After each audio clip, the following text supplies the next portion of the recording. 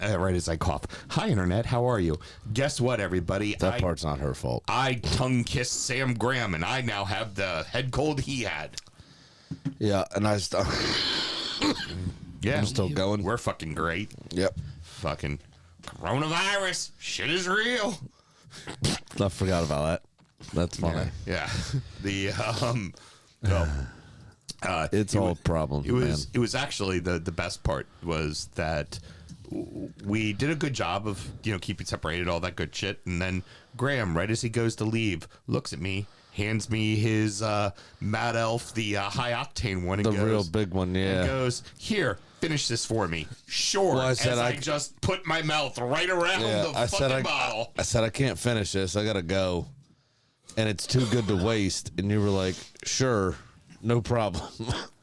And then Now you got it. Potentially. I'm at the tail end of it. It's just the coughing it all out of my system now. Yeah. Felt like hell for a couple of days there in the midweek. So, thanks for giving me your shit there, stud. All good. Do the best I can, Right. I'm just checking up on the old Eagles here. Yeah. To see if we still have a chance for the playoffs, which we don't because Jaden Daniels is hurt. Yeah. But what I will say is it is the middle of the third quarter, 5 minutes left in the third quarter. Uh-huh. It's 3-0. Who are they playing tonight? The Packers. Wow. Both offenses are decent, but they're in Green Bay. It's 3-0. Yeah. I think I probably still would have watched this rather than the El Gatwico. Yeah. To be honest. Shit. And I haven't seen a lick of it because YouTube TV and ESPN can't reach a deal. Oh, really? Yep. So I've got no ESPN. Oh, that sucks. I do pay for ESPN and Disney Plus, that bundle. Mm-hmm. Nah. This is on the actual channels. So you got to pay $29.99 a month to ESPN on top of what you pay them for the extras. Mm-hmm. You got to pay them $30 to get the channels. Yep. Nope. Yep, because they Fuck fucking you. suck. Fuck you, bro. Fucking suck. Not a chance. Well, and then you couple that with you think about Peacock is now finally starting to put the NBC game on Peacock, but if there's a USA game, it's only on NBC Sports. It's not on Peacock. Right. So if your team's playing, it means either you're going to the old pub with your supporters group to go watch it, or you still need to have some variation of cable that gives you local channels. Yeah. Great. You can then get USA Network. Awesome. Yeah. Fucking sucks. Because fuck the way they do things now. Yeah. It's I found it very funny. You were talking about your children as you were walking in here because bedtime has become very disastrous. More than disastrous. The 2-year-old has figured out that she gets more attention. I think it is what you say. I think she figured out that she can get one over on us and get some more one-on-one time, if you will. Right. If she asks to hold our hands and all that kind of stuff during bedtime. So we do, and I'll sit there with her, and I'll just put an AirPod in and whatever game's on that night or whatever, I just kind of pin it against the side of her crib where she can't see it. Right. Hand through the slat of the crib, hold her hand, rub it, and do the Right. stuff. And just don't pay her any mind other than that, because you start to Nothing. talk to her, she ain't going to bed. But then every, 6 minutes or so, I'll look at her and be like, hey, it's night time, it's not playtime. Yeah. Because she sleeps with, stuffed animals or whatever. Yeah. And oftentimes, I'm rubbing her hand for about, 15 seconds before she pulls it away to grab one of the babies and make them fucking kiss or whatever. Right. And then you go to walk out of the room and she's time, like, it's night time. no hand. Yeah. It's not time for babies. It's not time for fucking playtime. It's night time.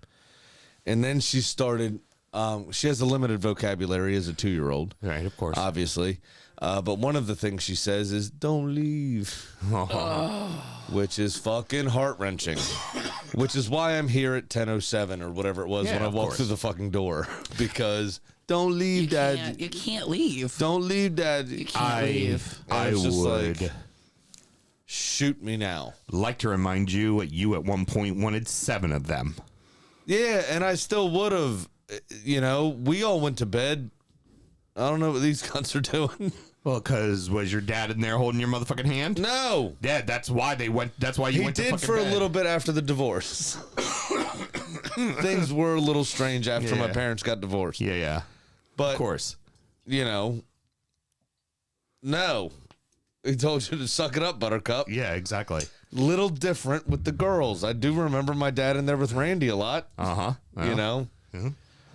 Well, then, hey, may I offer you some words of advice from your late great father? Hey, Sam, suck it up, Buttercup, okay? And hold the fucking hand then. Sucks, man. I'm just tired. So, We just went from 5 years to 3. real quick opinion from you here, Graham. For those that don't know, since you didn't hear the beginning of this, this is sound check. This is the part where we're just catching up. Yeah. We haven't started the show yet. The football's coming. Don't worry. Come back, two people. Yeah.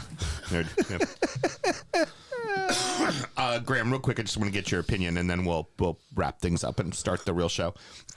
Yeah, So- I haven't really done anything this week, to be honest. It's Likewise, just I been was working. sick in bed. We did have Cameron's birthday party. Yes. How did it go? Hyper Kids is insane. Yeah. Don't like that place. Yeah.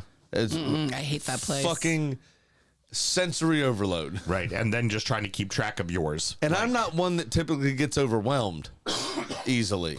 I'm pretty with it. And that place is I can't deal with it.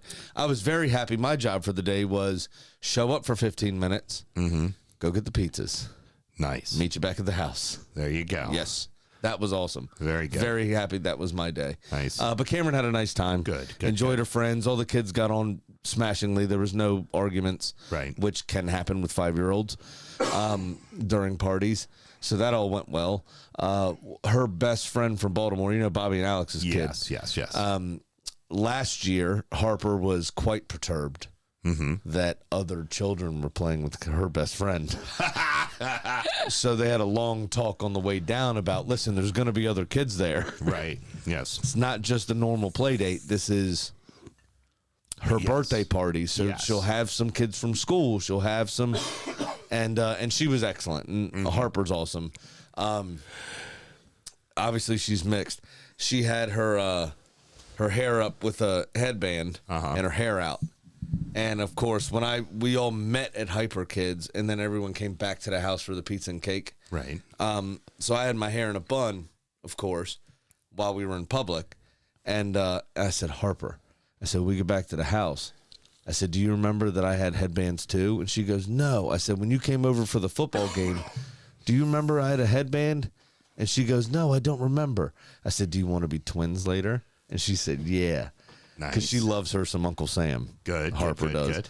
And threw her arms around her when she walked in. You know, kind of, me and her tight. Gotcha. And so we got home, and That makes sense too, by the way, because the second child completely disrespects you on a regular basis. So of course her best friend thinks you're like awesome. the most amazing person. Of course. And well, I also bought $10 worth of candy bars from her during her fundraiser because have to. Because that's how uncles roll, damn It's it. exactly. And so I threw my headband on. I didn't tell her. Threw my headband on, took my hair out, and I just tapped her on the shoulder. She was eating her pizza. I said, Harper, twin time. And she just threw up high five. And I was like, Nice. yes. And then her parents came over and took a picture of us. Very good. Very good. Pretty good. Sorry. Love it. You were no. about to. Hey, it was That was just the only thing in my life that actually happened this weekend. me So making figured I'd get it fun out of the way. of bot comments on Mel's TikTok wall. Oh, sweet. Yeah, we you're were. you're famous enough. You're getting bots now. Oh, I get like 15, 20 messages a day Nice. from bots and various, proposals. And I just need a sweet woman and you have a kind face and I'm sorry to message you, yeah, Ooh, Nigerian prince scams. it's a lot. Men, women. So here it is. Oh, Tegan broke up Nonstop. with Olivia, by the way. Okay, gotcha. So here. What? Plug it. What's the page again? Tales from the Tour Guide. Tales from the Tour Guide, and this is where Mel's walking down the street getting recognized like she's Suzanne Heineke or whatever her name Yes. was from Seinfeld. So what Mel and I did My on. messages. Oh, look, there's another comment. Go. No, please. No, I'm looking. Okay, so Mel and I went down to downtown Annapolis. It was Taste West Street Festival, Fall Festival. So like Nice, yeah. all the restaurants, $40. You get like 6 different tastes of food with also a little dessert taste as well. And there's drinks and all kinds of fun shit, right? It's awesome. And she did a video of her and I doing oyster shooters together, right? And talking about Love the whole oyster thing. shots. So a few great I've comments, already you know. deleted all the messages. Our buddy Griff, like, you know, he's the other half. You are the better half to Mel and shit like that. You know, all the Yeah, fun of course. stuff, right? U.S. Army Armstrong. This certainly sounds like a, you know, legitimate dude. Sending you light energies that bring comfort for the heart and soul. I felt a very strong energy toward you, my beloved, and this drawn me to you. And if I'm permitted, can I tell you what I sense? Oh. I responded, I mean, I'm feeling light energy, stud, but I don't think the wife would approve. Then, okay, so that's the normal ones, right? Love Ready it. for this one? Yeah. Sophia Miller. Hi, I'm Sophia Miller. I am a massage therapist with a happy ending. You can text me on WhatsApp with the number. You can book your private appointment down, and I will have to be ready for a fixed time. I'm all over the United States, and I don't give out my address until I'm sure you're getting a massage done. But that's the policy. Where are you located at? I mean, I responded, seems like a legit business. Totally on the up and up. Hey, Mel, we got this going for us. Can I get that I'm number just off like, air? it gets really good. Like the one that's pinned has got 173 comments, and like the first ones are fine, but then you start scrolling to the back, and it's like, oh dear Lord. Sophia Miller, huh? Yeah, Sophia Miller. Yeah, Open up the old WhatsApp and Yeah, search. definitely seems like a legit business there. Yeah, definitely. Sure thing. Yeah, just like, okay, I get the stupid, like, really Nigerian person doing the U.S. Army Armstrong, right? Like, that I get. That okay, we see those all the time. But it's a female's page with her husband, and she's like, Because I it's give not massage with happy ending. Yeah, I'm in. I don't care if your I'll it's just the my first- 12 gauge will be in the room because if Actually- your husband is there, he's going to try to rob me. Those Right. 2 videos, can Mel drop that massage that he did just in the comments from Taylor? Yeah, exactly. That's what I'm saying. She's all over the United States. As long as you don't smell burnt toast, I'm sure it's Hey, possible. Clearly, she in Kansas. The videos I did with you were the first 2 where I did not get pervy comments. Nice. Yeah. I would like to just train my 12 gauge on the door, and if he's happened to walk in, make him watch. Yeah. Be like, Hello, out, cuck. cuck. Okay. Truly awful joke from a stand-up comedian, but it was hysterical. Oh, I have would one of blame those, Mel, like, stand-up too. comedian. No. Unless it lands, and then he'll take credit for it. I know.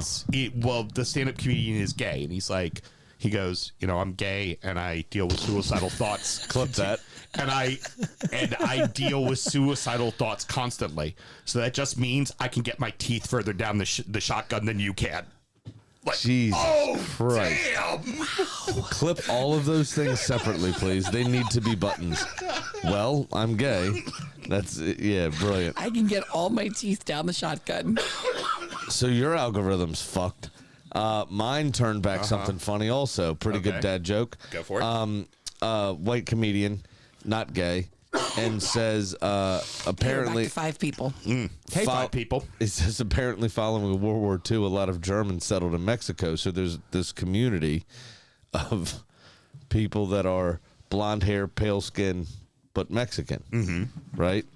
And he said, I believe the technical term is Beaner Schnitzels, which is one of the best dad jokes I've heard in a long time. Also slash a little racist. Alrighty, so we ready to do a show, kids? Mildly anti-Semitic. Yeah, still pretty good. right. I liked it. I thought it was funny. All right, we'll end on that. Export audio. I did find we were at the event and I posted the first video and I looked at Sam and I'm like, ooh, Tegan just liked our video. Yeah. Olivia said she got her feelings mixed up. Oh yeah. whatever that means. Uh-huh. Tegan was like, yeah, fuck off then. That's my girl. You're like, oh, you ain't in this for real? Then God, your Deuces, feelings bitch. mixed up. you're like, you can get stepping. Mm-hmm. You know who I am? I'm Tegan. I pull it all. I fucking run shit, bitch. All right, we ready to do a show? Yeah. There's so many injury time comments.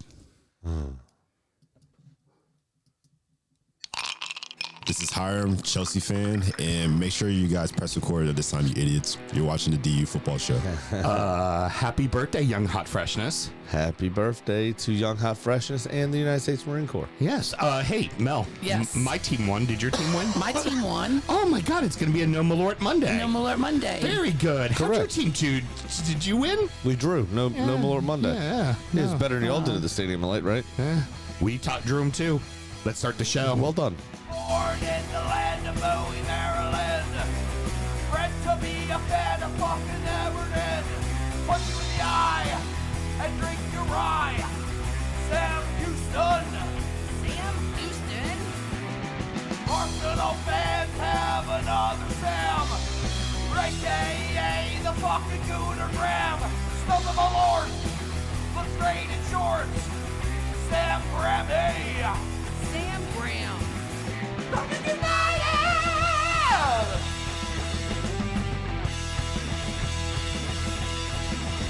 Fucking United!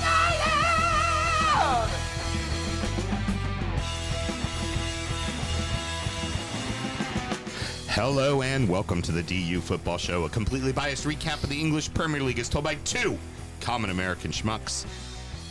I am your host, Sam Houston, and across the way from me, a man who simply can't leave, Mr. Samuel Graham. How you doing there, buddy? Stuck. Yeah. Don't Feeling go. stuck. Don't go. Don't leave. Don't leave. Don't leave. Don't leave. But she doesn't. There's no V Yeah. because she's only two. Don't leave. Don't leave. Don't leave. It makes it even more heart wrenching. oh, you're like, I'm the worst father ever. It's the worst. And I was like, I have to go bye. Don't leave. Hand. Thing And is, she she sti- knows you have to go And bye-bye. then she sticks her hand through the slat of the crib, and it's just out like Yeah, just hanging, here. like the slat of the crib is here. Don't leave. don't leave. Hand. Don't leave. I'm like, oh fuck. And, of course, on the ones and twos, Producer Mel. How we doing over there, Producer I Mel? would have high-fived that hand and said, see you later, kid. There is a reason why Mel and I are not parents. Cause Bruh. I'd be like, kid, you ain't asleep yet? I'll give you a reason to be asleep. You need to go get some Jaeger, rub it on your gums right now. We'll knock you the fuck out, child. Tapping out. Okay, bye. The other thing about her is she's definitely they're all crazy, but she's definitely the craziest. That one. Mm-hmm. She's the one. Nobody else has done. Like Cameron wouldn't dare draw on the walls. Right. Avery does. Of course she does. Yeah. We like invested in Goof Off or whatever that brand is that gets all the Right, shit right. off the walls. But Gooby gone. smells to fuck. Yeah. But you have to do it or else you have to paint every 6 weeks. The other thing she does is like, so Cameron's got a projector in her room. She's the 5-year-old, the oldest one. So while we're dividing and conquering the two little ones, we turn her projector on. She has quiet time, right? So she'll watch Netflix or whatever in her room, or Right. Little Angel or Miss Rachel or whatever. The Demons show, on the Hunters. Demon Hunters, yeah, K-pop, or whatever it is. And she'll lay there and watch that while we're putting the other ones to sleep. And whoever's done first will then go into her room and put her down. Right. I go to reach for the fucking projector remote. Mm-hmm. Avery was closer to it than me, saw what I was doing, grabbed it, and proceeded to run out of the room going, like, fucking get back here, you dickhead. This is every night. Mm-hmm. You know this is the routine. Fuck off. We're recording at the DU Public House just outside the nation's capital. You can check us out wherever you get your podcasts. And, of course, streaming live every single Monday night. Should you want to chat with us, there is many ways that you can. Mr. Graham, tell the good people how they can get in touch. Absolutely. It is the Johns Hopkins Sleep Clinic at gmail.com. Hopefully one day. It's at TU Football Show on all the social medias and dufootballshow at gmail.com to get in touch via email on a serious note. All right, good. Well, and the Tiki-Takis are doing well. We are... I got fucked by that again this weekend, by the way. Yeah. I did it on Saturday. Right. Closed it out. 74% uploaded when I turned my TikTok on Sunday morning to see how my video did. I'm a boomer. Yeah, just got to stay with it till that sucker loads up. Yep, I am a boomer. So you got your halftime check-in for Saturday's game. Mm-hmm.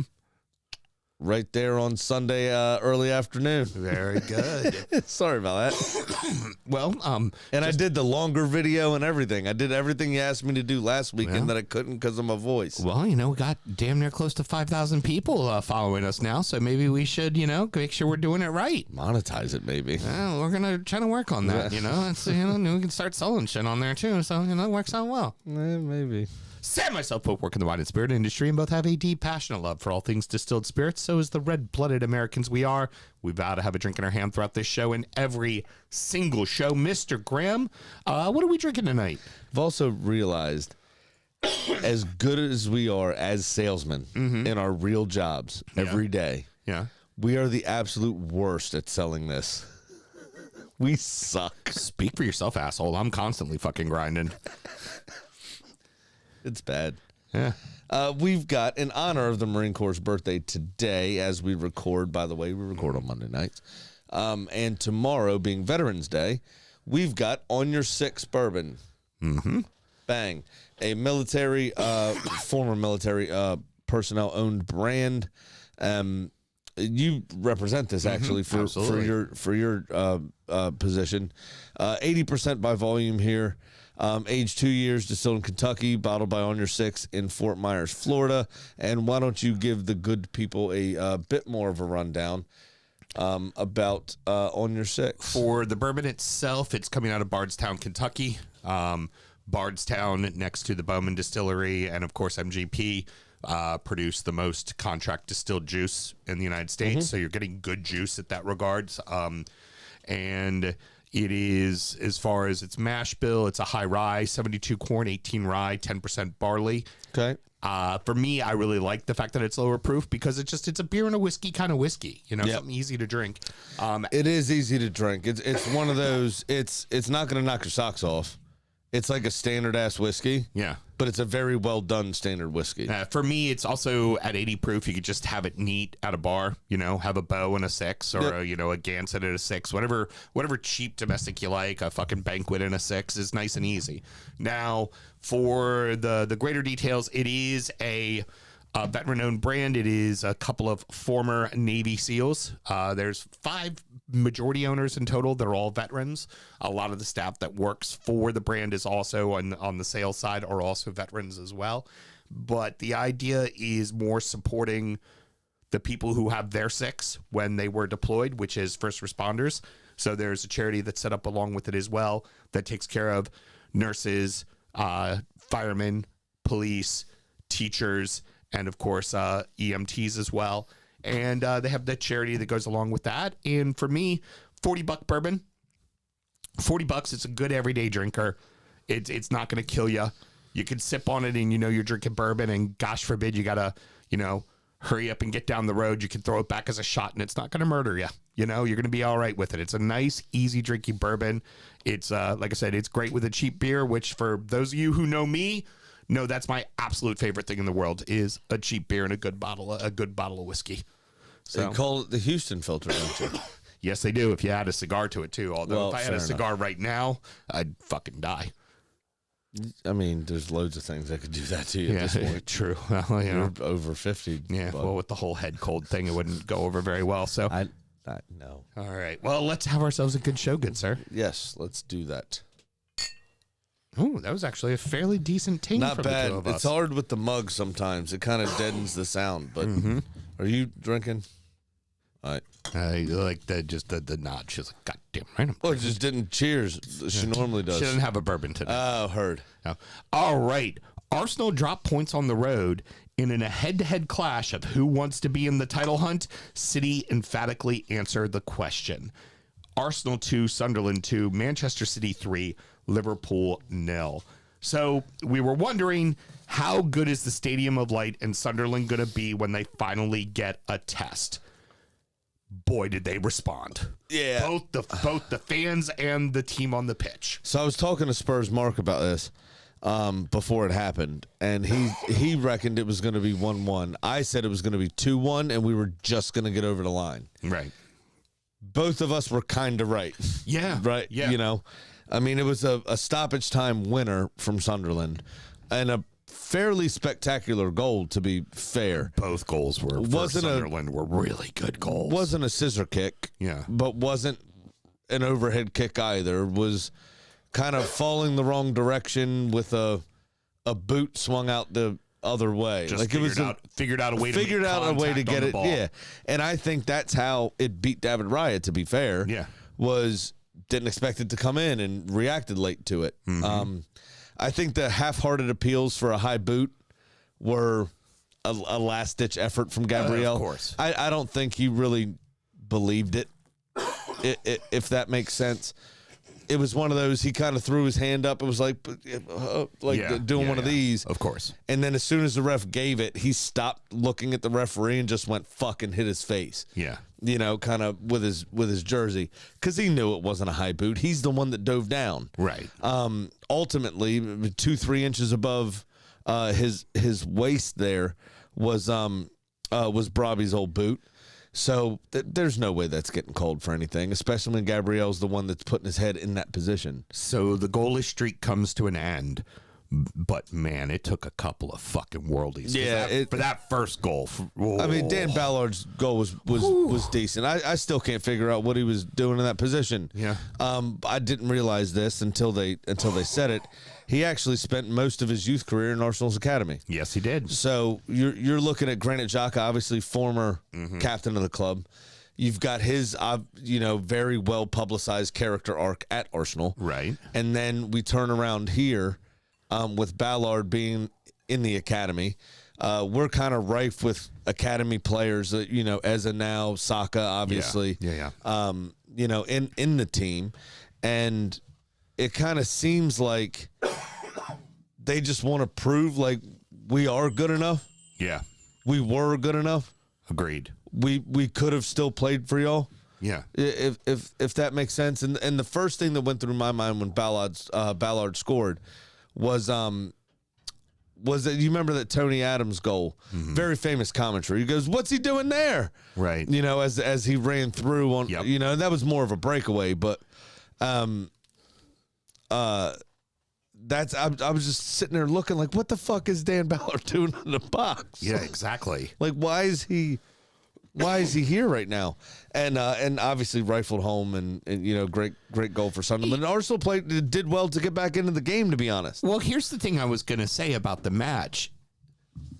Both teams played really good strategies. Both teams did everything they're supposed. Like, there's no real kind of like, oh, Arsenal should have done better. Yeah, Arsenal could have held on and won that game, but I have a point about that. But Sunderland went at him, man. Like, Sunderland was fucking ready to go. Well, Sunderland did what they do. They played their low block very well. They were very organized, right? We have bought players this summer to break down a low block. That is where we got back into this game, right?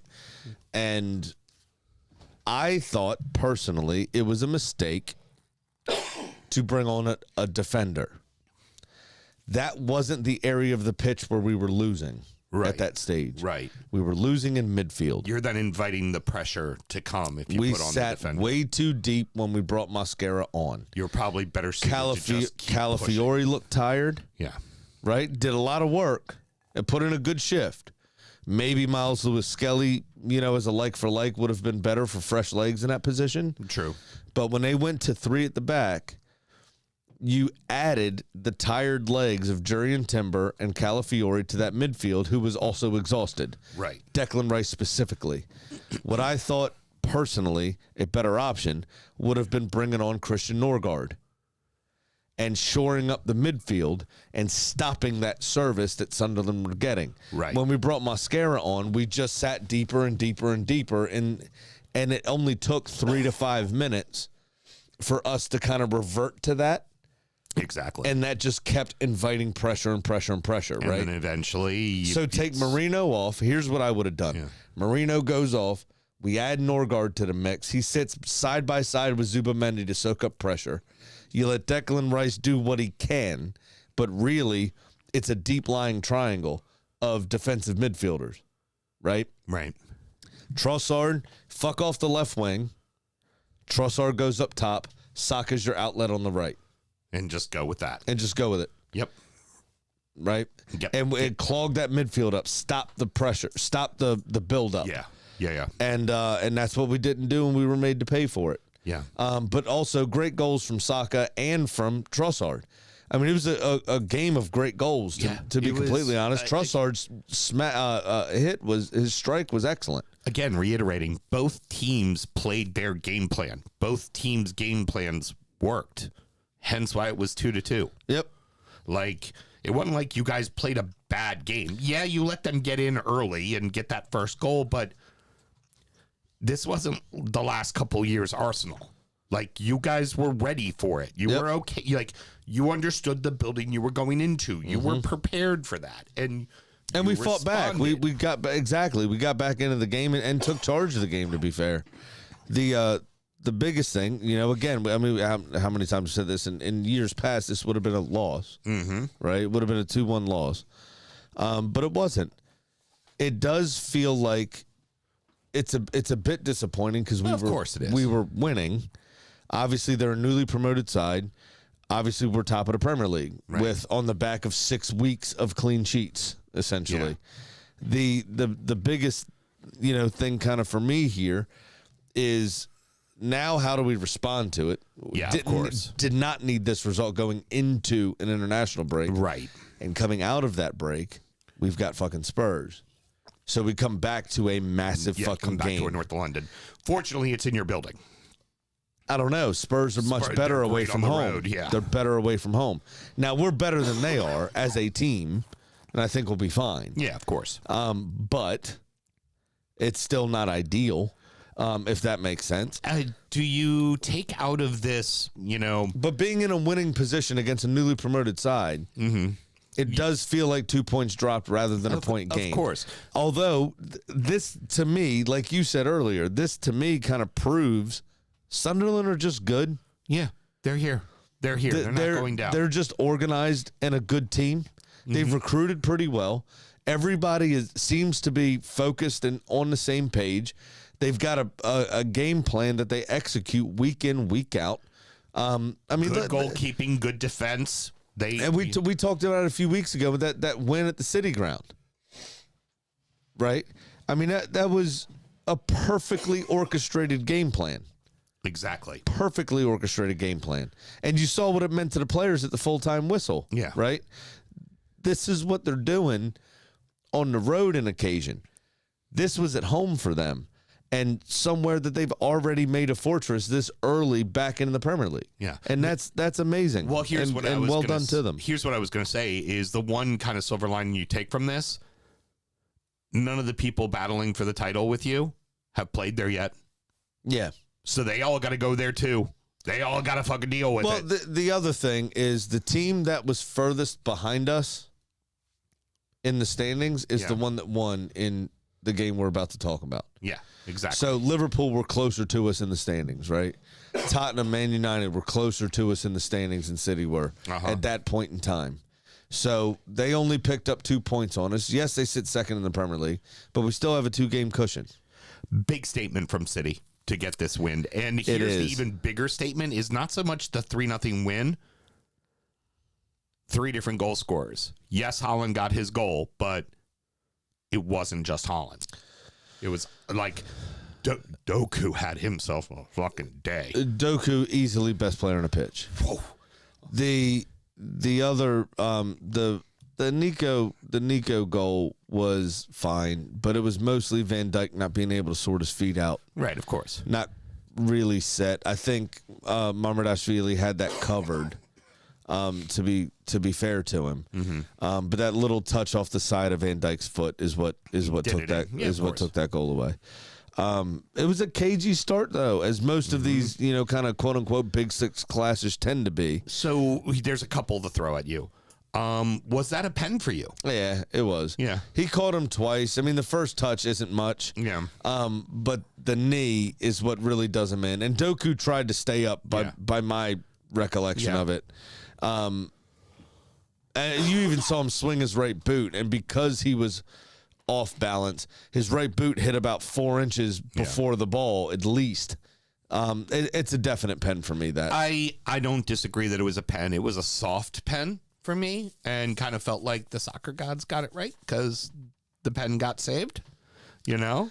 Yeah, I mean, soft, okay. I mean, there's contact, and it clearly puts him off. It's a pen. It's that's getting called a pen every fucking time. Yeah, again, that first little pinky toe he got to him, if it was just that, I'd say it was very generous. Yeah. But when that knee comes through and clips him just as he's lifting his foot up, that's what ultimately does it, right? So Holland's now missed 3. And I have another about a penalty later on that we were specifically asked by a good friend of ours. Agreed. That I'm not sure what he was questioning. Yeah, I agree. The Holland has now missed 3 pens in the Prem. I don't know the third one. This one was obviously one. The other one was the time Pickford saved him and jumped up and looked right at him and started pointing his head like I know where you're going. I live with you. Yeah. Both of those two were to the keeper's left.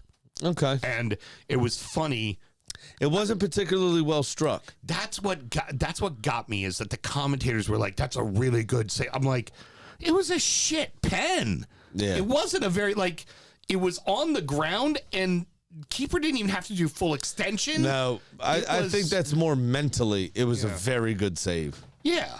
It was, I just gave up this penalty. I need to compose myself and make a save, and he did. Against one of the most prolific strikers the world has ever seen. But it wasn't a good pen. It wasn't it wasn't a duffed Panenka. Mm-hmm. You know, he still had to do some work, but it wasn't the greatest save that's ever happened. No. I think it was more, I beat my own mind and saved this, made it quote unquote great, rather than the save itself. So for just for context, obviously City then score shortly thereafter, go up 1-0. What a header! But what I want also, how unfortunate for that defender. Yeah, was it Konate? Yeah, I think got a flick on it right off the meaty forehead of that Norwegian Viking. Yep, and it just pops into the far corner. Now, what I want to get to he's so good he scores by accident. Was Robertson interfering in the goal that was scored? So they kept focusing on him ducking out the way and whether or not he was in the sight line. Mm-hmm.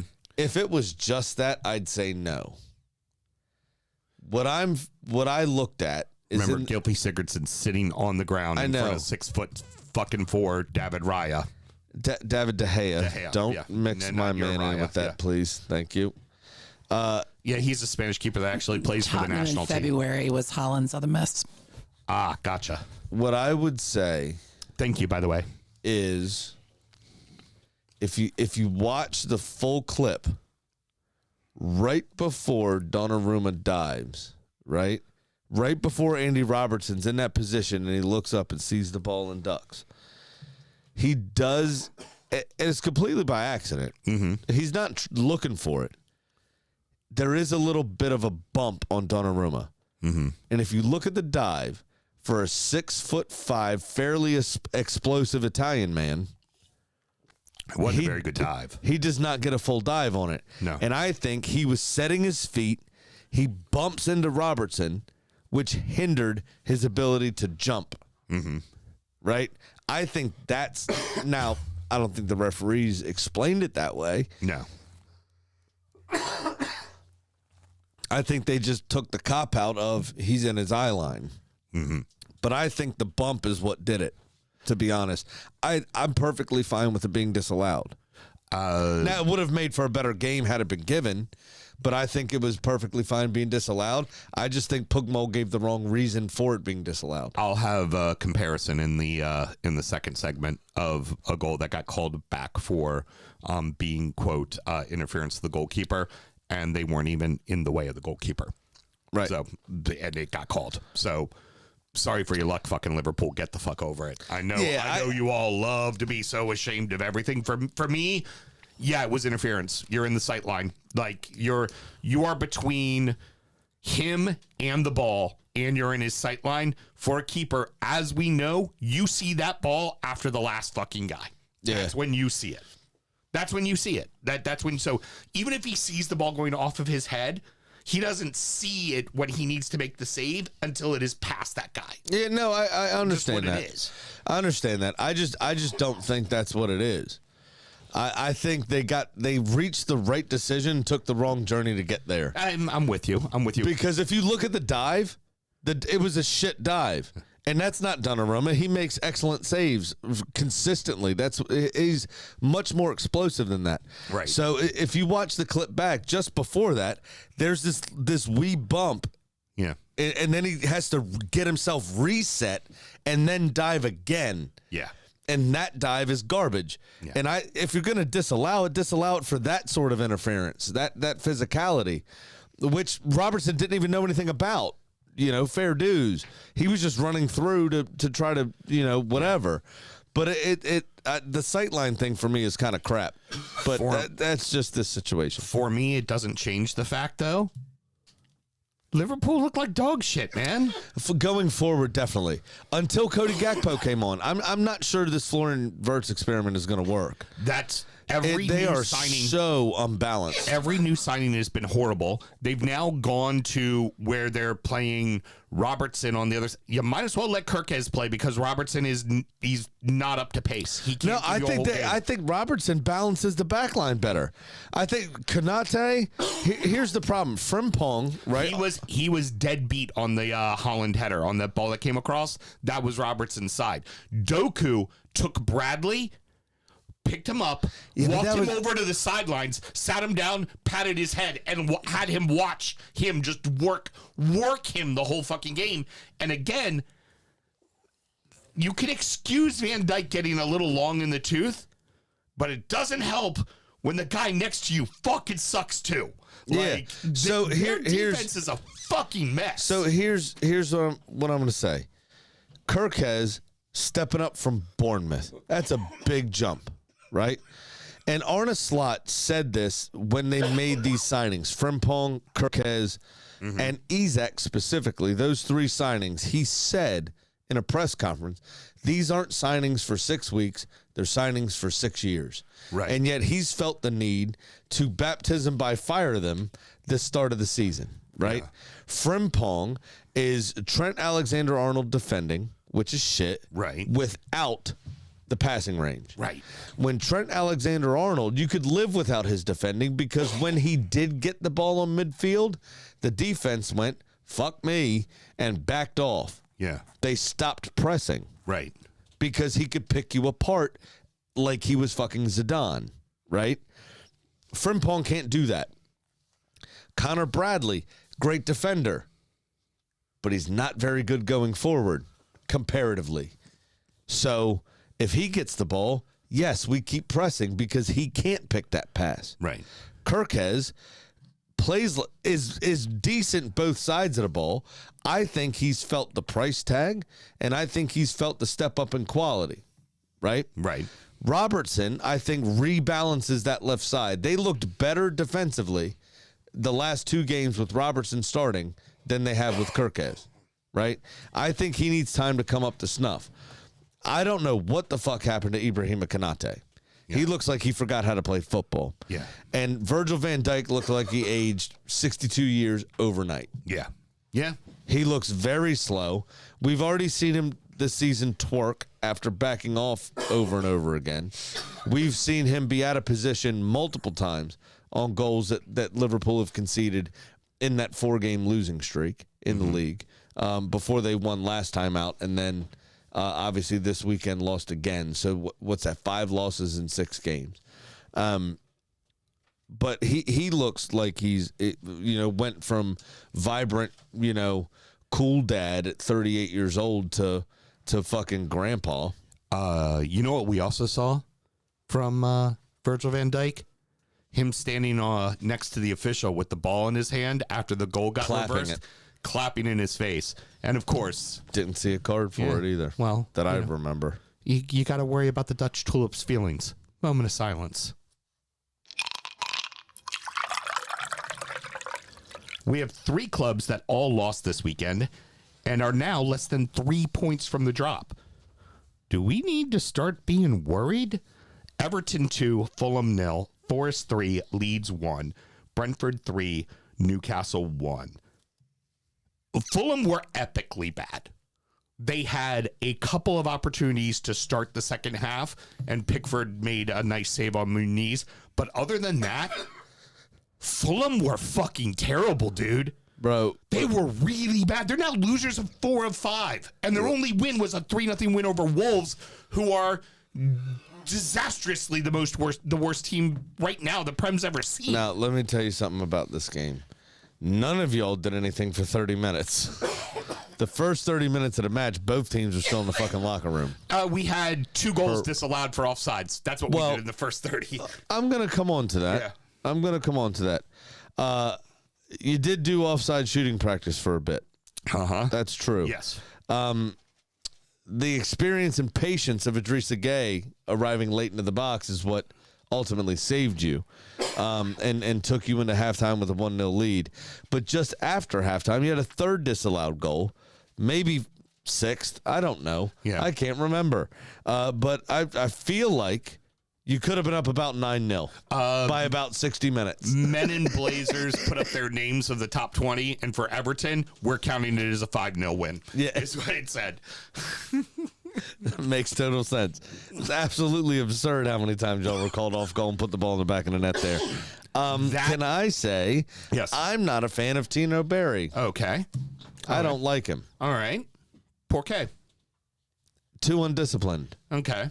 I mean, he's a kid. He's He needs to fucking learn, 22. man, and learn quick. He started 4 games in a row. You can't stay on side. 2 in a row. Whatever. This is like Munetzi or whatever for Wolves. Like, just stay on sides. Yeah. You're fast. You're fast. It's okay. Yeah. Start a yard on side. You will can- beat your defender. You'll get him. You are fast. You Now, don't need to play on the shoulder. He was the one called off sides on the 3rd goal, and that's the one And I also, want to talk I about. also don't like his face. Okay, that's He's fine. one of those has a dumb face, That's fine. and that every time, so he gets called offside. It does his look, and it's like, it's like every time Harbaugh calls something stupid for the Ravens, and he just has his dumb face on the, Trying to get to the Don't care. comparison. The 3rd disallowed goal, the one that Dewsbury Hall scored, Yes, Deono Berry was called off sides for being outside the post, inside the box, behind a defender in an offsides position. yeah. The On the ball other went. side of The the- ball yeah. went behind him.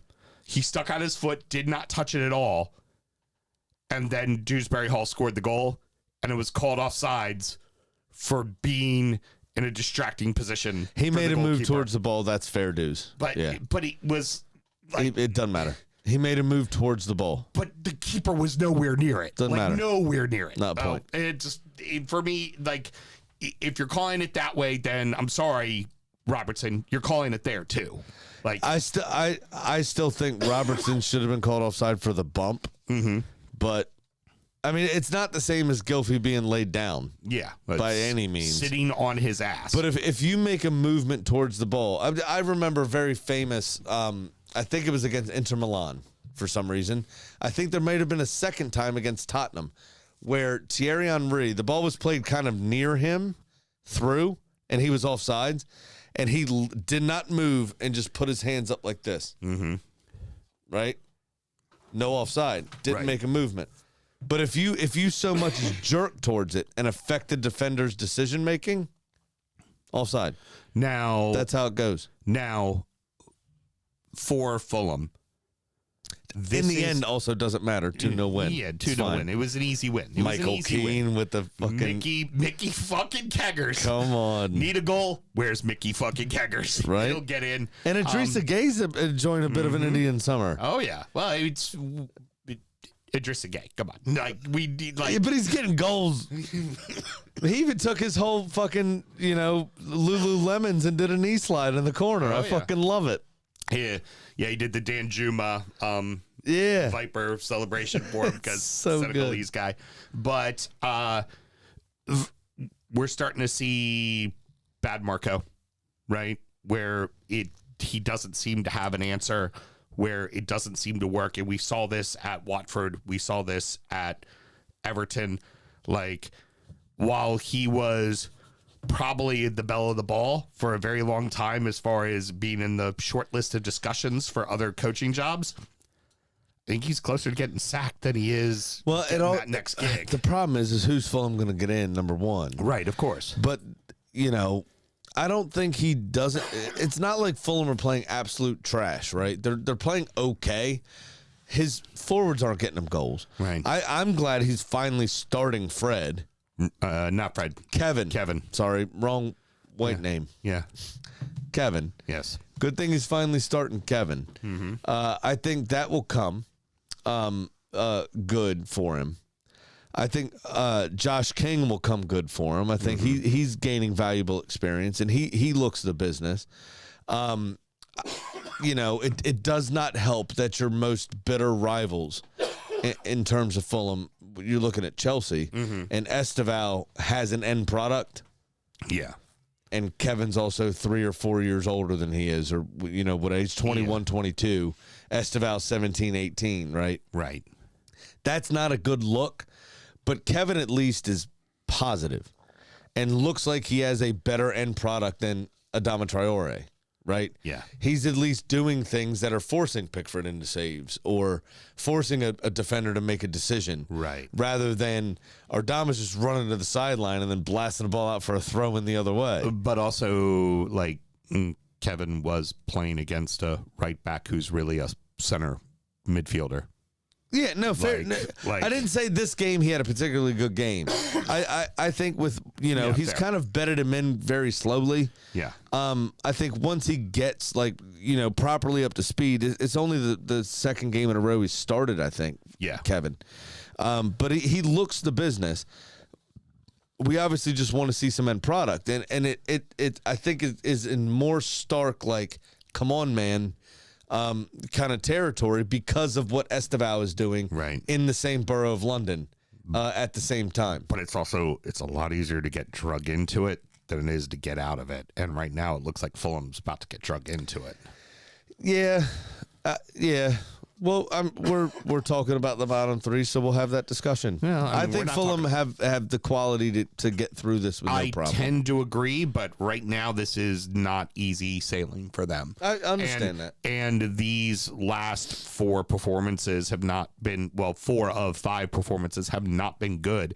I And don't this one disagree. and this one in particular was really fucking bad. Yeah. It was a really bad. If I was the away supporters, they'd have been hearing some boos from me at the end of that match. You know what though? And Marco Silva said that he wasn't really supported this summer, Yeah. and I don't disagree with him. Yeah.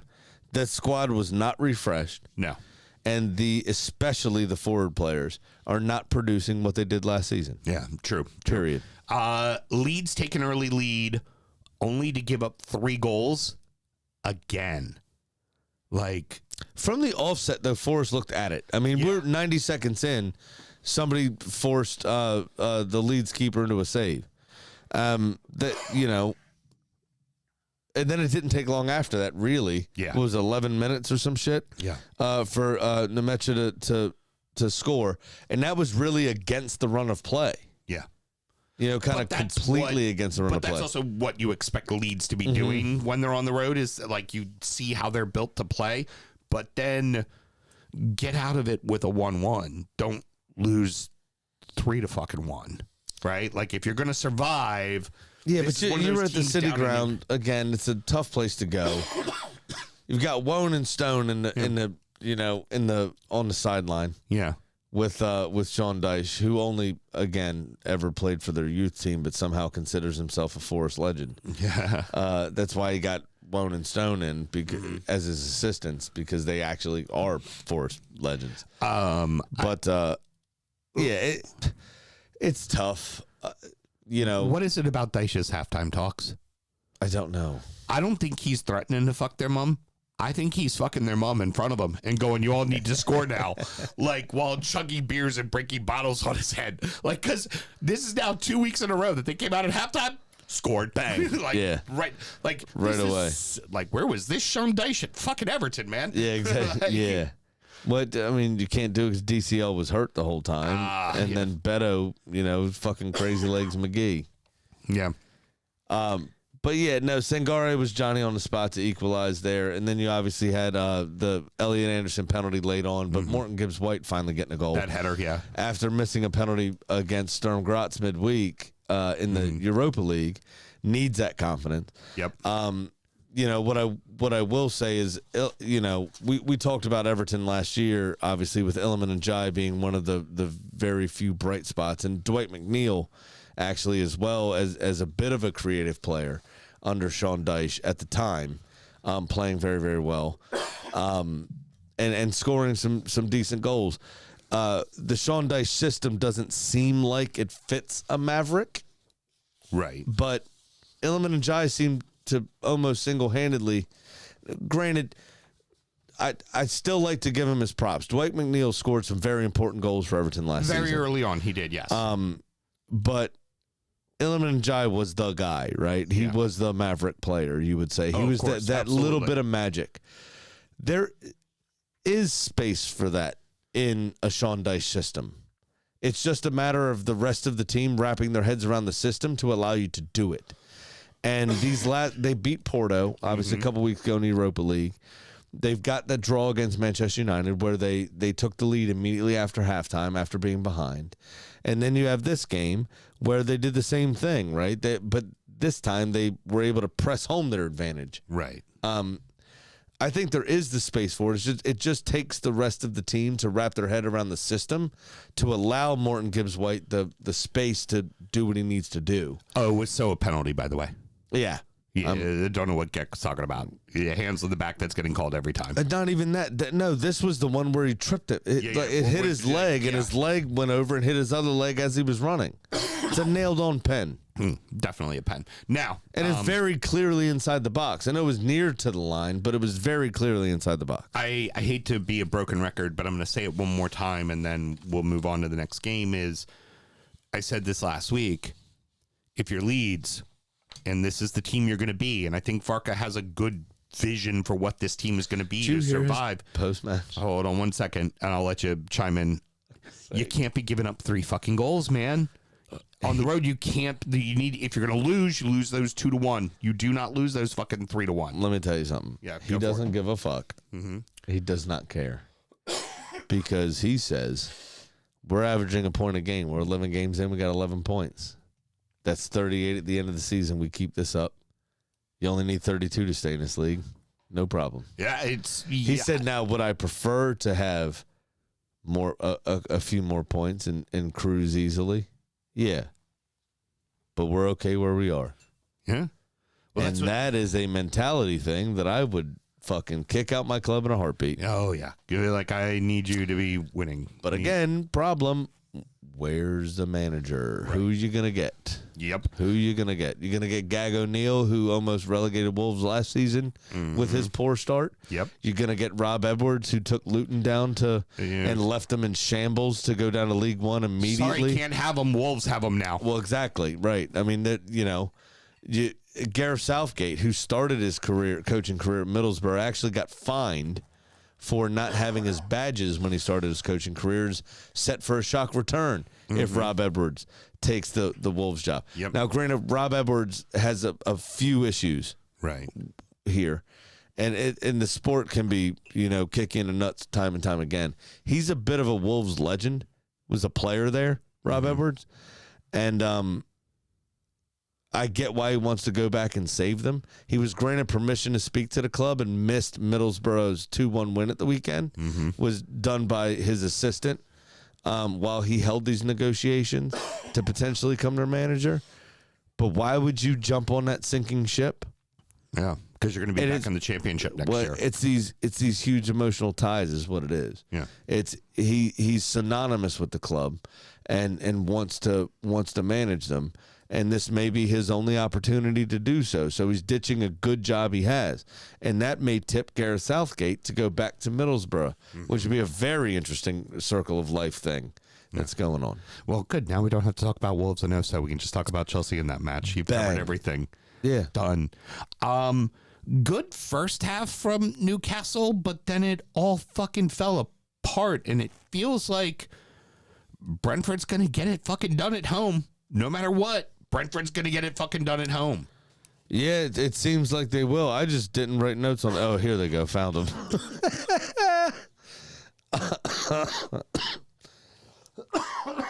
Didn't help that we both did it at the same time. Exactly. Brentford were good value. Forced Nick Pope into a few very awkward situations. But Harvey Barnes took the lead for Newcastle again. And then Newcastle promptly fucked it off. Yeah. Again. Yeah. Yeah. Not great. No. not at all. Voltamades, I've had him in a couple of real money bets, just shots on target. Hasn't even been getting shots on target recently, let alone scoring goals. Yeah. Now he's occupying space, fair dues, fine, but he's not really doing the business. And Brentford, to their credit, Keith Andrews, I think his name is, their manager. I still can't remember. He's their goalkeeping coach. Who the fuck knows who that guy is? Has him buzzing, has him singing. And you know what, I because a lot of this match was kind of crap. Yeah, it was a very dull match. I found myself thinking, Mel, you'll appreciate this, that Brentford should be the first fucking club, simply for the title, to appoint the first men's first team manager being a woman. Okay. Queen Bee. Yeah. Duh. Duh. It writes itself. Follow the Queen Bee. Yeah. Fucking get someone in. Keith Andrews. Who cares about that guy? I only have No one good? thing. No, Nothing? No, not Don't really. give a fuck, No, do you? No, don't. You're not even gonna unmute. You're not even gonna breathe heavy on it. No. Nothing. Y'all I'm gonna suck. sigh. Y'all really suck. I'm like, who's Queen? Oh, he's just. Oh, fuck it. No, they're the bees. It's get a woman in there. I thought you had like a woman in mind, and you were putting out like some thoughtful name, but you were just like, no, a vagina. Yeah. Yes. Pussy. I do think it's worth noting. Give me the honey, baby. Nick Pope went out with a injury. And Come on, Ramsdale. Finally get your chance, son. Ramsdale's going to be going in, but they're only 2 points clear of the drop. You know what Ramsdale likes to do, man. Ramsdale loves to get clubs relegated. I'm just saying. Just saying.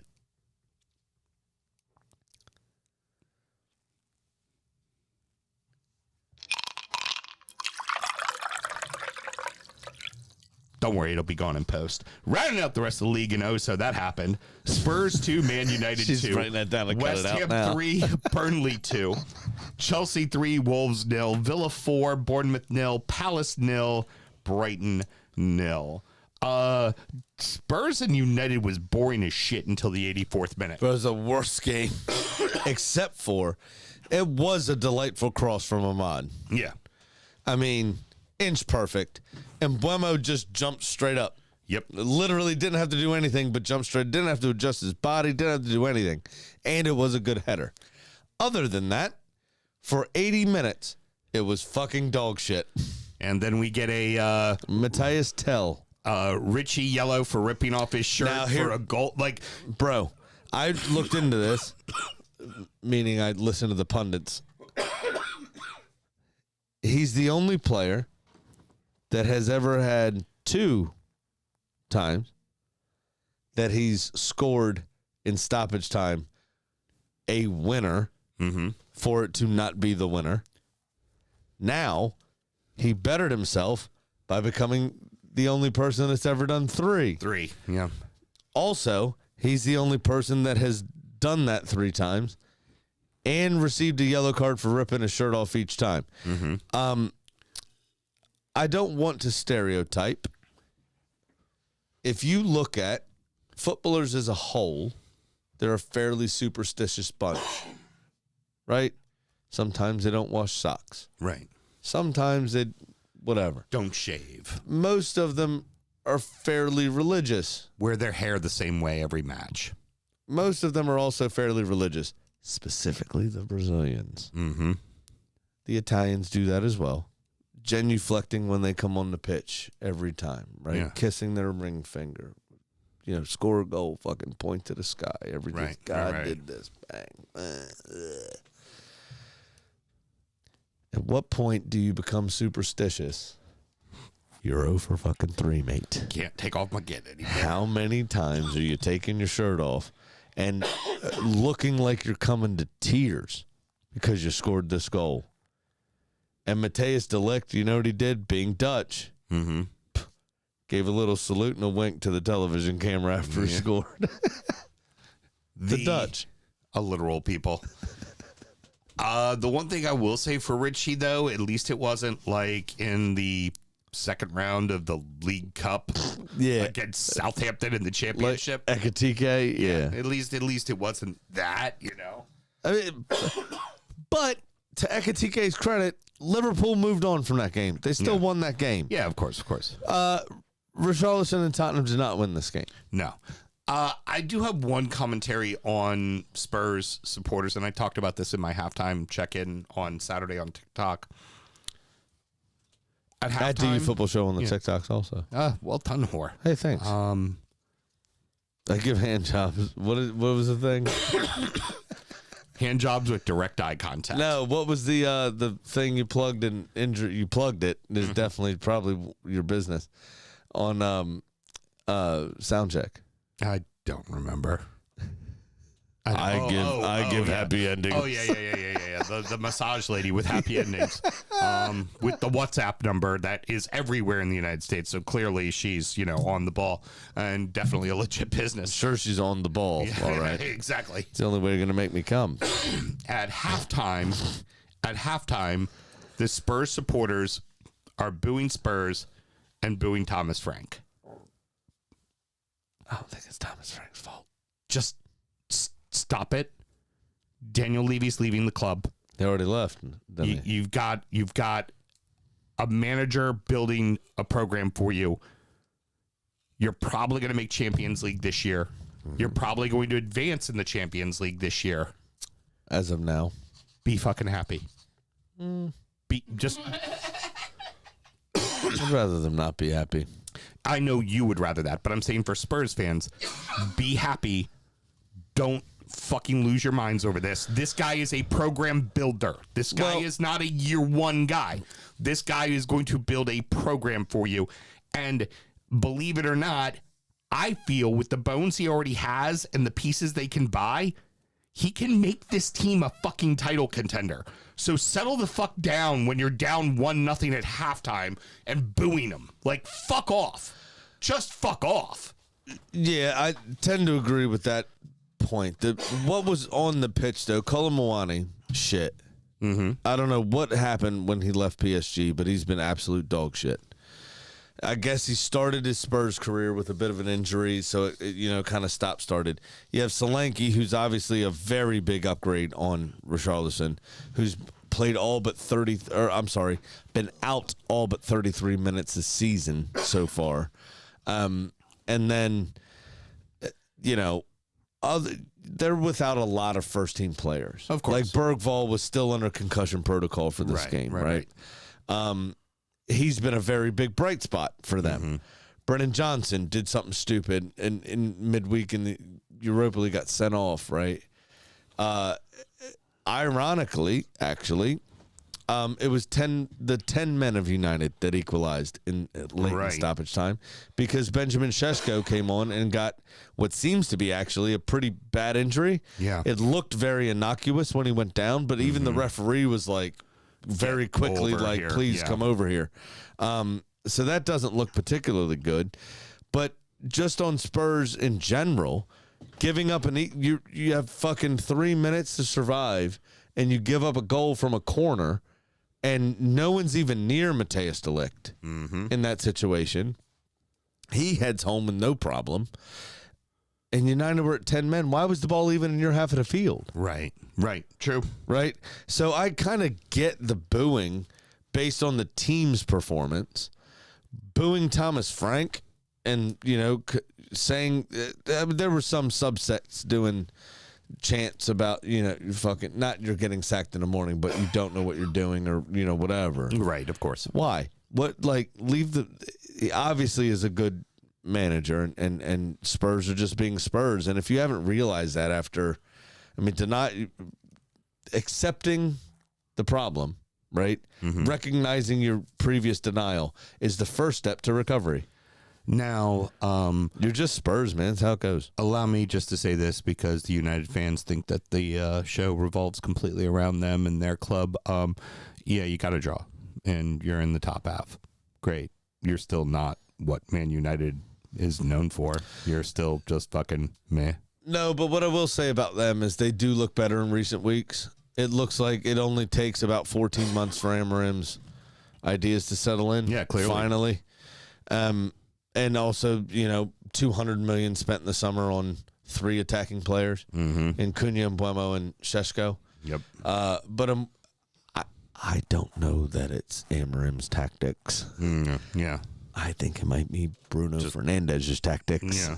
Precisely. To be fair. All right, so let's keep it rolling because the rest of the week was, Nuno gets another win. It looks like things are starting to kind of bed in for West Ham, but they're still in the drop because, we talk about goal differential equaling points on the board, and Burnley are still out of the drop because Scotty Parker's defense doesn't fucking give up very many goals. Yeah, If they lose very close. But there's only like 2 or 3 goals that separate them now, and they are tied on points at West Ham, so they are properly involved now.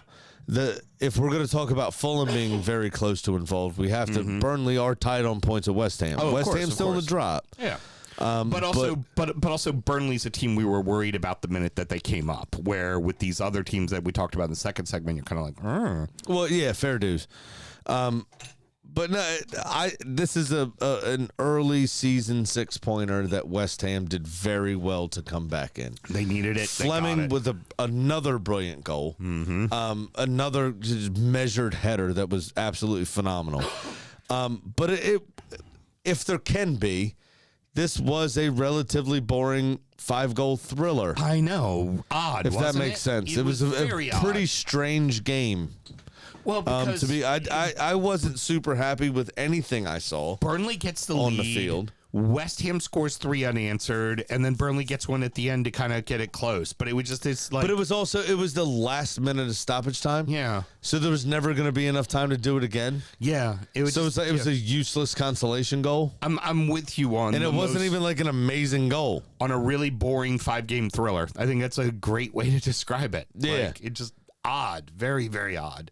You know what? It's a lot like the Thriller dance since we just passed Halloween recently. Underwhelming. Yeah, I don't think the dance is very good. Everybody loves it. yeah. Ooh, scary. Yeah. Fuck off. Nobody's got time for that. Ooh, slap your thigh. Get fucked. You got me on that one. That's my laughing tonight is me choking to death. Yeah. There was a whole summer we did that. My brother and I had whooping cough. Yes. So That's a true story, Mel. this match was just inevitable for Chelsea. It didn't matter that it was 0-0 at halftime. You just I knew. don't know where it is. You knew. You just knew. It did matter because I had Chelsea over 0.5 goals in the first half. So I lost money on the match. Oh, well, you Real lose- money. My kids' college fund money. Oh, then maybe you shouldn't be betting your kids' college fund money. Yeah, absolutely I should be because Tegan wants to go to med school. I need a secondary income. Heard med school. And Chelsea's not helping. Yeah. But yeah, no, it was absolutely inevitable. Sounds like Tegan needs to learn the art of waitressing if she wants to go to med school. I mean, third sentence I wrote in my notes is Wolves can't even be buoyed by the fact that it was 0-0 at halftime because of how shit the second half was. They were such dog shit in the second half that you can't even look at the first half and go, let's take the positives. Yeah. Because there weren't fucking any, really. I asked this. Chelsea dominated and got unlucky. I asked this question seriously, Sam. Can Wolves win? Don't know. There's no Like- goals in the team. All of a sudden, Yeah, I just. that's what happens when you sell all of your service. Riyad Ain't and Mateus Cunha Yeah. had how many goal involvements for them last season? I reckon about 80% of the goals they scored involved those two players in some way, shape, or form. Yeah. Right? Agreed. They do not have that. You also have Nelson Semedo, who was a real leader on the team, who got sold. They've got no one there to stand up and be counted. No. It's pitiful. Even Max Kilman they sold to West Ham, right? It's not great. And the one thing for Chelsea I will bring up again, because he changed the game when he came on, and this is what is making Fulham look even worse at the moment, is fucking 17 or 18-year-old, however old he is, Esteval. Was it third touch of the game sets a goal up? Yeah. I mean, that's all you need to know. He's got the final product. This kid's the real deal. That does make Fulham look worse because Jonathan, whatever his name is, Right. Generic suburbia dad's name, is not playing, particularly well yet or being trusted to. Yet Esteval is either starting in the Champions League or he's the first sub brought on after a little bit of rest at the weekend. And within 3 to 5 touches, whatever it was very early after he came on, creates the fucking opener. And from that point forward, it was very easily going to be at least 3-0 Chelsea. Yeah. I wish I could remember what the fucking name of the drug was in Fentanyl. in Get 'Em to the Greek. Name of the drug? Because they give them a drug, which is like all the drugs in one drug, but it was like called a Kevin, right? Like, and they're like, why do you call it that? Well, because, Kevin's a nice bloke, so what could go wrong, right? And that's all every time you're saying Kevin, Fred, all the names, I'm just like, what's the name of that fucking drug and Get 'Em to I think the it was Greek? Jeff. Jeff. Yes, Jeffrey. Jeffrey. Yeah, it's a Jeffrey. Jeffrey's a nice bloke. I like the speaking of drugs, the was the indie film that Samuel L. Jackson was in where he was wearing a kilt carrying a golf bag, and the drug was called POS 101, Power of Suggestion. It was equal parts heroin and cocaine, and then had a masking agent as the filler. So you would be downed by the heroin, upped by the cocaine, and the masking agent would make it not show up on drug tests.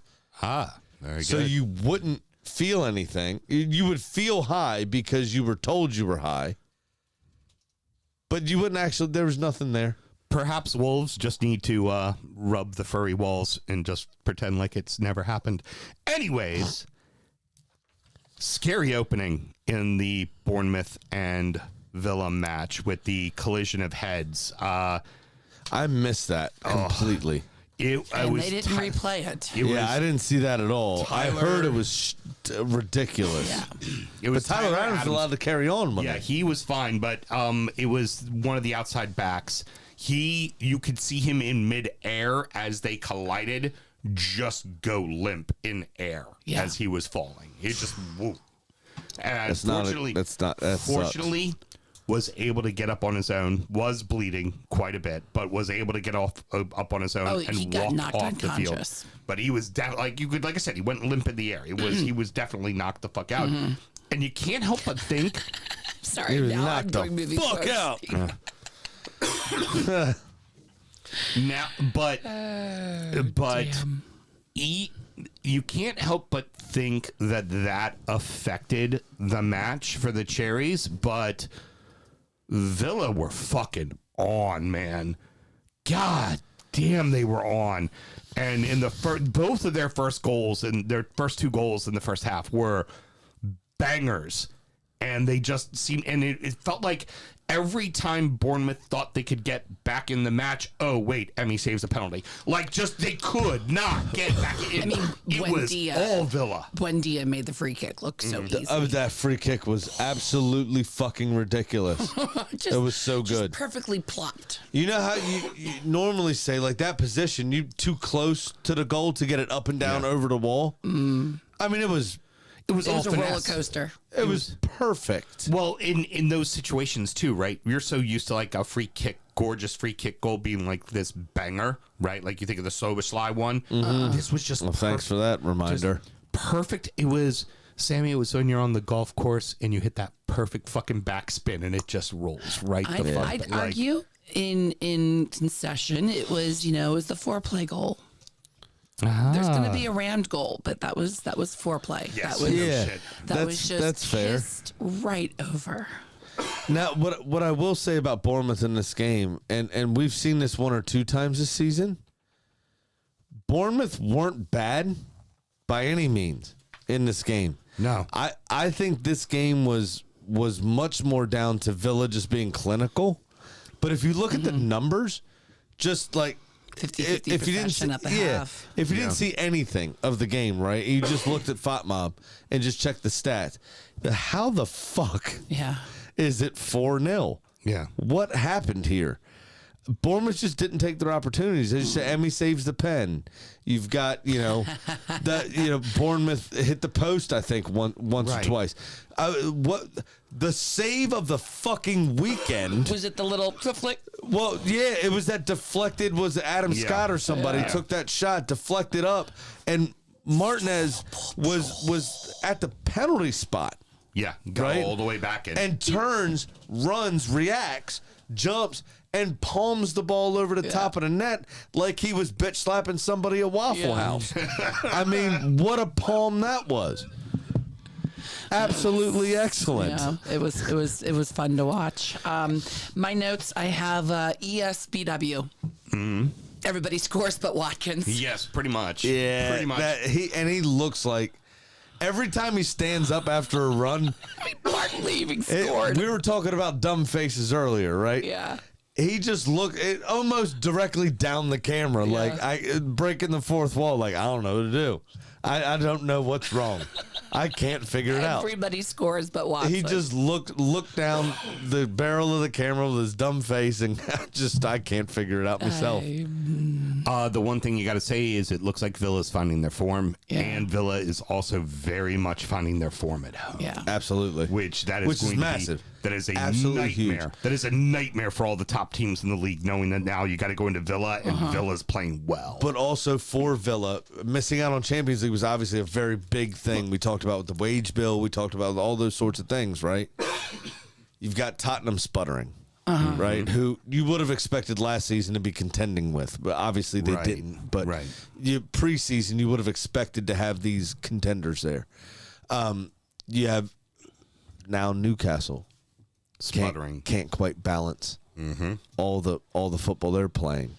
You've got a team like Brighton, who you would have expected maybe to kick on a bit from 9th or whatever it was they were last season, 10th, and maybe challenge. They've sputtered here and there, right? You've got all these teams that you look to be competing with. Now United's back in the mix, obviously, right? Liverpool has dropped off a bit. You would expect Bournemouth and Sunderland at some point to fade away. You got to be loving life that you figured it out. Yeah, At Aston Villa. You're in the thick of it. You are You're absolutely in the thick of absolutely it. got to claim the 4th place at this point. Yeah. And we're deep in scores. I mean, Yeah. Mullen scored. Barkley, Onana, Yeah. everyone but Watkins. Onana's goal was excellent as well. Talk about ramming Phenomenal. it. Oh, yeah. He fucking put a full BBC on that. Yeah. And to finish this off, an El Gatwico was played in the Premier League this weekend.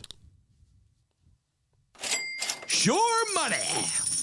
Yep, that's right. That's what it deserved because it was that fucking dog shit. Update from Soundcheck. 10-7. Philly Wow. to Green Bay. Wow. And since we mentioned the unenthusiastic hand job that was the El Gatwico, Yeah. I figured we'd do the NFL equivalent real quick. The unenthusiastic hand job. 10-7, Philly won. Fucking congrats. Yeah. Pieces of shit. Woo. I lost again. yeah. I'm down to G. Again. Nice. 0 for 10. You're G. Thanks. And you're down at G. Yep. Something like that. Yeah. Slobosky scored this really cool free kick on you guys back in the early part of the season. Sure did. I just want to remind you of all that. And you drew Totes of noise. And you drew at the Stadium of Light and dropped points. City's only Yep. 4 points behind you now. All those things. All right. Well, I missed on mine because the first half was exactly what it needed to be. West Ham Burnley 1-1, and then those idiots decided to score 3 more goals, which didn't help me. So Nice. So I am down $537. Big Sam's Lock of the Week. You're gonna love this, Graham. 11.1% of the time, it works 100% I feel like of this the time. happened to you last season I was as well. waiting for a 2 in there. Nope. Just all ones. When I did the math, I was like, huh, look at that.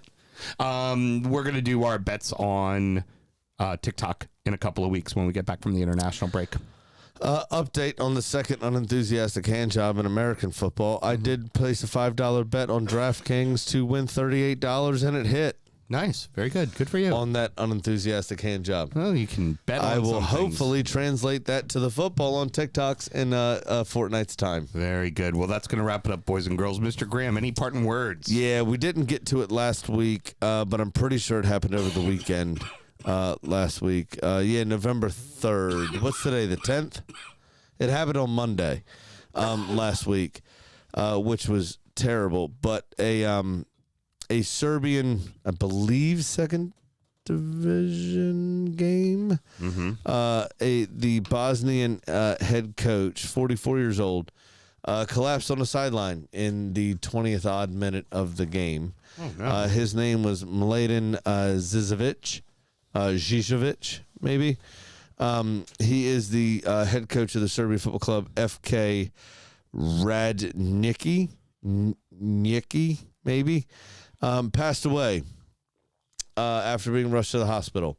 He collapsed, was giving life-saving treatment by the members of staff at the game, rushed off to the hospital. The game was ultimately suspended because of them getting the news that he had passed away at hospital. Jesus. We all hate it when death penetrates our game. It's our escape from the real world, and we don't fucking need that. But the guy deserves to have his name mentioned. He deserves to have his story told. And for the first 20 minutes of the game, you can see him on video being very engaged in his technical area, yelling at his players, yelling instructions out, and trying to do something, and then he just sort of keels over. And it's quite sad. And I fucking hate all of that business. We obviously the most famous case in which we dealt with Christian Eriksen at the Euros. But it's just a horrible, horrible sight, and God rest his soul, if you're so inclined. Other than that, thoughts, and well wishes to his family and friends. Of course. Well, that's going to wrap it up for this week. Of course, we're going to take the international break off, but it doesn't mean we're not done doing the shows. We still have DU Does EFL coming up next. Right. Going to recap the rest of English football. And, of course, after that, we will be doing Injury Time, which is our preview show of the next week's action. So should you want to support the show, Mr. Graham, how do you go about doing that? Very easy. Patreon.com/DU Football Show. Sign up to that $1 tier. You get all the extra stuff that Sam's talking about. Very, very simple stuff. Till next week, everybody. Good night.